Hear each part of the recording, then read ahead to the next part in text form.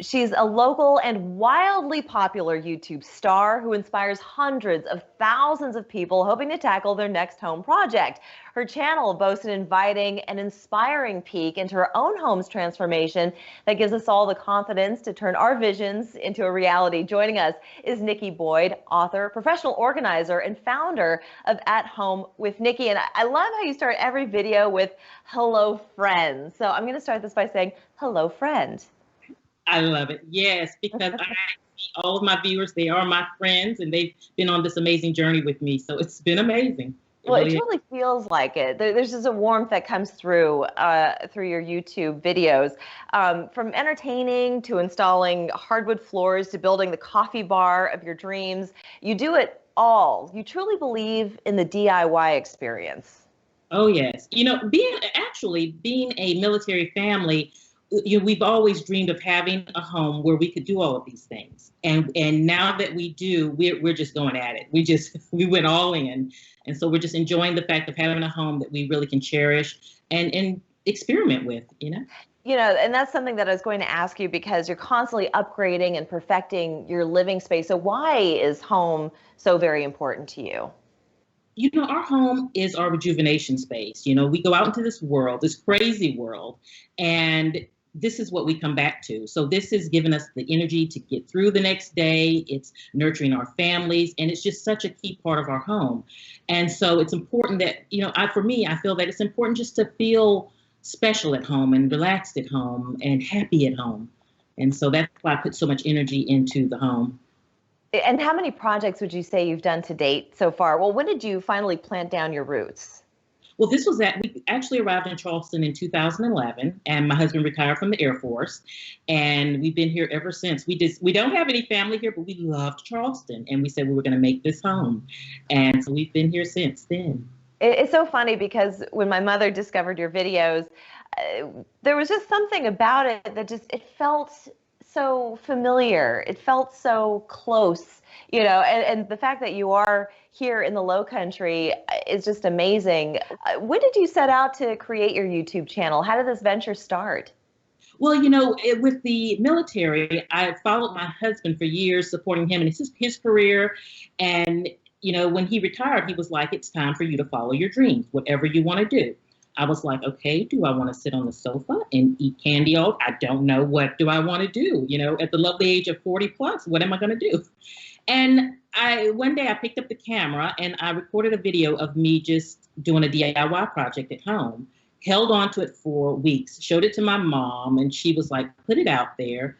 Didn't really know, I knew of YouTube, but did not know, you know, everything about it, didn't know anything about filming, but I put it out there and I enjoyed the process of just sharing, you know, and I kept doing it. And before you know it, people started following, and here 500,000 folks later. It's amazing. So about how many years ago was that? This was back in 2012. 2012. Okay, so we're looking at about 8 years now, and more than 500,000 subscribers later. How many videos would you say you've done to date? Oh, I have over 900 videos currently. Wow. And it does range from all kinds of things. I had mentioned entertaining, also to your morning routine. So it's very interesting. You really invite people into your life. And where did you get the sense of organization being so very important to you? And I know you said that your home is a place where you rejuvenate. So why was it something that you wanted to share that with viewers? Well, you know, I remember those days of my husband walking in the house and saying, oh, we have 2 months to move across country. You know, so with the military, that's just the reality of it. And so I've always been in a position where I had to be organized, and I had to, you know, be able to transfer from one home to another and make it home for my family. And so it's been very important, no matter where we went, wherever we laid our hat, that I made it home, and that it became a part of me. It became a part of my routine. And, you know, after years of doing that, it's just who I am now, you know. Well, this is a perfect place to take a break. When we come back, I want to talk about your two books that you've come out with. One just earlier this year, beautiful cloth-bound organizer. Also want to talk about a special room in your home that you use to reflect and offer reverence to. So I'd love to talk more about that. We'll be right back. Hi friends, I hope you all are doing great. It's me, Nikki, here to talk about the basics of planning. Welcome back. We've been chatting with Nikki Boyd. She's an author and the creator of the YouTube channel At Home with Nikki. And you've done so many projects on your home. About how many projects would you say you've done? Oh, about 1,000. No. Tons. I mean, we went from renovating our kitchen ourselves to now we're putting in the DIY flooring. I mean, it's so many projects. It never ends, but we're very passionate about it and we enjoy the process. We really do. And you did a beautiful job on the wall moldings. Thank you. Yes, that's one of our newest projects. We've been loving that. Really. Yes, it creates such a feeling, such a it just heightens the style of your home and the detail. You pay a lot of attention to detail. And I want to talk about the two books that you've so far written. One is this one right here. This is Beautifully Organized, and it is a beautiful, beautiful book. This is the coffee bar that I had mentioned. So what inspired you to create your coffee bar? Yeah. Well, you know, I am a lover of coffee. That's the first go-to in the morning. Yes. I really wanted that experience, my own personal coffee bar at home. And I always think like that in the house. I always try to create these moments. And a coffee bar is a moment, a beautiful moment that you can give yourself every day. And that is actually a china cabinet that I bought for $150. I transformed it into my coffee bar. Yeah. That's amazing. And it is absolutely beautiful. I'd love to come over for a cup of coffee one day. Just this year, you came out with this beautiful cloth-bound organizer. So this is the Beautifully Organized Home Planner. And in it are some beautiful pages where you can fill out pertinent information. What was your goal behind this particular book?